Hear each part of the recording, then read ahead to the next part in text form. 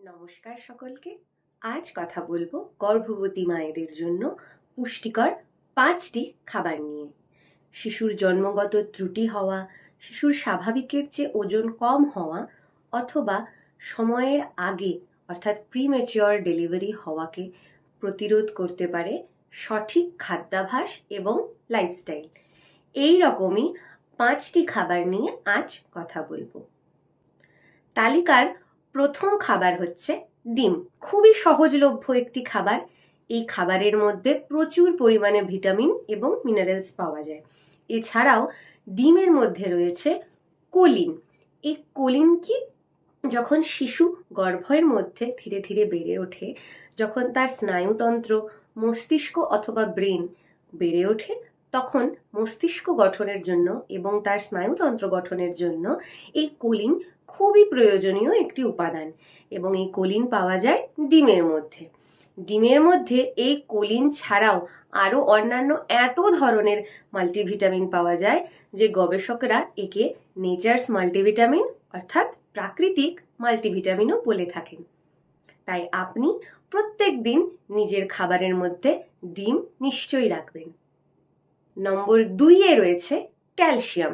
এই ক্যালসিয়াম আপনার গর্ভে যে শিশু বেড়ে উঠছে তার হাড় গঠনের জন্য যেমনি উপকারী, ঠিক তেমনি গর্ভকালীন মায়েদের জন্য এই ক্যালসিয়াম খুবই উপকারী। গর্ভকালীন অবস্থায় এক্লেম্পসিয়া এবং প্রি এক্লেম্পসিয়া জাতীয় রোগ প্রতিরোধে এই ক্যালসিয়াম সাহায্য করে। কিভাবে করে? এই ক্যালসিয়াম মায়েদের শরীরে রক্তচাপ নিয়ন্ত্রণে খুবই সহায়ক। এছাড়া এই ক্যালসিয়াম শিশুর হাড় গঠনের জন্য খুবই উপকারী। এবার এই ক্যালসিয়াম আমরা পেতে পারি কোন খাবার থেকে? মূলত দুধ এবং দুগ্ধজাত যে সমস্ত খাবার রয়েছে তার থেকে। দুধ এবার দুধ জাতীয় খাবারের মধ্যে আপনাকে 2টা জিনিস মাথায় রাখতে হবে। প্রথম, যে আপনি যদি ঘরে দুধ দিতে আসে তাহলে কাঁচা দুধ খাবেন না। সেই দুধটাকে যথেষ্ট পরিমাণে বয়েল করে অর্থাৎ গরম করে তারপরেই খাবেন।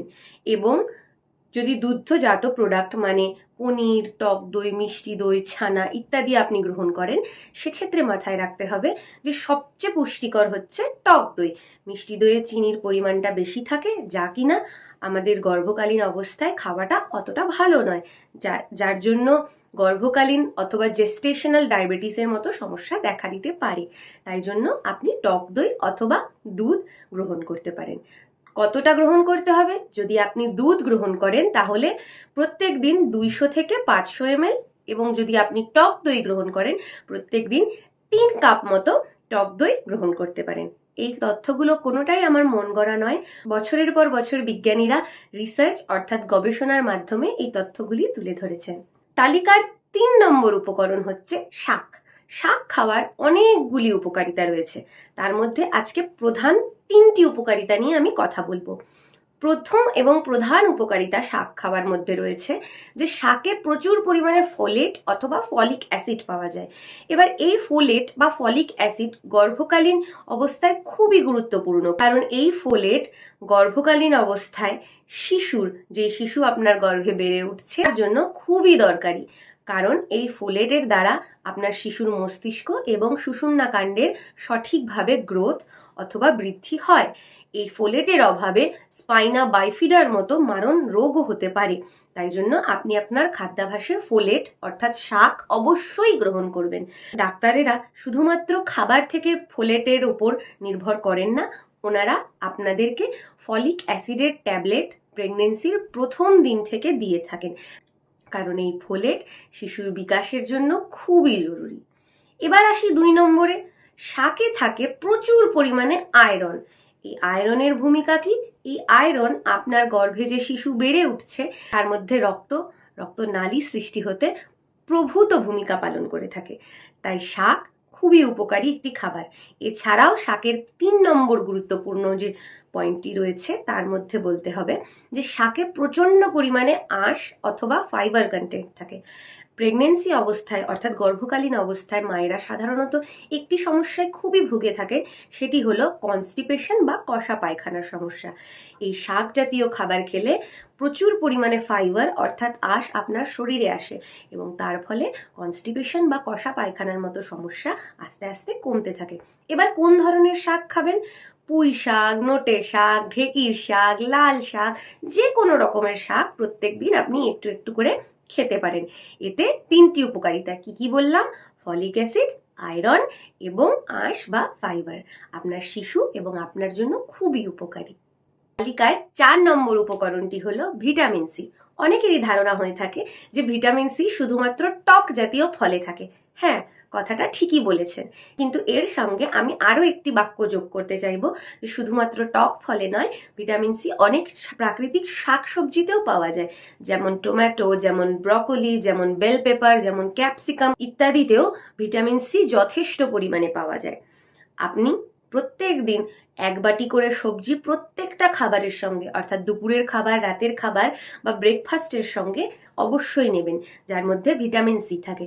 এবার এই ভিটামিন সি আপনার গর্ভে যে শিশু বড় হচ্ছে তার শরীরে বিভিন্ন রকম প্রোটিন, সবচেয়ে গুরুত্বপূর্ণভাবে কোলাজেন নামক একটি প্রোটিন তৈরিতে খুবই সাহায্য করে।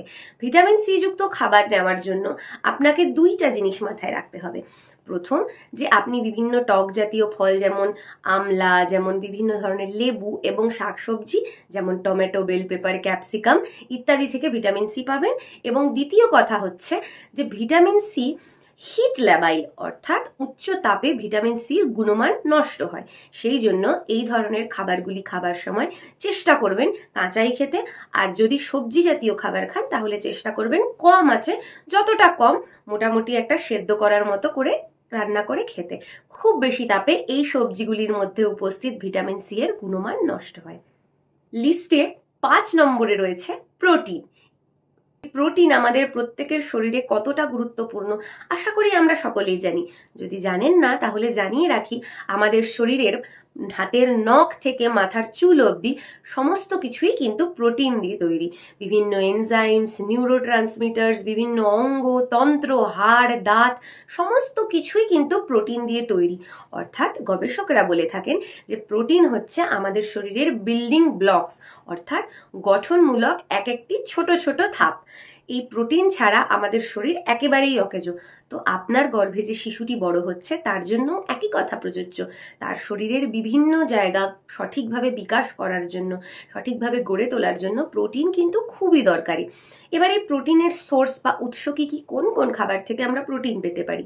প্রথমত মাছ, মাংস এবং ডিম। এই 3টি হচ্ছে আমরা যারা নন ভেজিটেরিয়ান, অর্থাৎ যারা মাংসাহারী, তাদের জন্য প্রোটিনের প্রাথমিক উৎস। কিন্তু যদি আপনি ভেজিটেরিয়ান হন তাহলে আপনাকে পনির অথবা দুধ জাতীয় যে সমস্ত খাবার রয়েছে সেখান থেকে প্রোটিন নিতে হবে। কিন্তু এক্ষেত্রে একটি সমস্যা দেখা যায় যে গর্ভবতী মায়েরা সাধারণত ডিম, মাছ, মাংস এগুলি খেতে পারেন না, কারণ তাদের গন্ধ লাগে। এই সমস্যাটা অনেকের মধ্যেই দেখা যায়। সেক্ষেত্রে প্রোটিনের আরেকটা অল্টারনেটিভ অথবা আরেকটা সোর্স হচ্ছে ডাল। আপনি প্রত্যেক দিন 1 বাটি করে ডাল খাবেন। ডাল খাওয়ার ক্ষেত্রে আপনি 2টো জিনিস মাথায় রাখবেন। প্রথম কথা, যে আপনি যে কোনো রকমের ডাল খেতে পারেন, মুসুর, মুগ, বিউলি, অড়হর, রাজমা, যে কোনো ধরনের ডাল আপনি খেতে পারেন। এবং দ্বিতীয় কথা যেটা মাথায় রাখবেন, যে ডাল যখন আপনি খাবেন সেটাকে খুব বেশি পাতলা করবেন না, ঘন ঘন ডালই খাবেন, তাহলে অনেকটা পরিমাণের ডালও খাওয়া হবে, আপনার শরীরে প্রোটিনও যাবে। ডালে প্রোটিন ছাড়াও আরেকটি উপাদান রয়েছে যেটি খুবই গুরুত্বপূর্ণ, সেটা হলো আঁশ বা ফাইবার। যখন আমি শাকের বিষয়ে বললাম তখন আমি আগেই বলেছি যে আপনাদের শরীরে যদি কারোর কষা পায়খানা বা কনস্টিপেশনের সমস্যা হয়ে থাকে তাহলে সেই আঁশ বা ফাইবার আপনাদের শরীরে গেলে কনস্টিপেশন বা কষা পায়খানার সমস্যা কিন্তু অনেকটাই দূর হয়। এবং এই ডালে থাকা ফাইবারের জন্যই গর্ভকালীন অবস্থায় মায়ের শরীরে যদি জেস্টেশনাল অথবা গর্ভকালীন ডায়াবেটিসের মতো সমস্যা হয়ে থাকে তাহলে সেক্ষেত্রে রক্তে যে গ্লুকোজ বা চিনির পরিমাণ সেটা নিয়ন্ত্রণ করতেও এই ডালের ফাইবার অনেকটাই সাহায্য করে। আশা করি আজকের সকল পয়েন্টগুলো আপনারা খুব ভালোভাবে বুঝতে পেরেছেন। যদি কারোর কোনো অসুবিধা হয় আমাকে নির্দ্বিধায় কমেন্টে জানাতে পারেন। আপনার এবং আপনার শিশুর জন্য একরাশ শুভেচ্ছা রইল। খুব ভালো থাকুন, সুস্থ থাকুন। দেখা হবে আবার পরের ভিডিওতে। নমস্কার।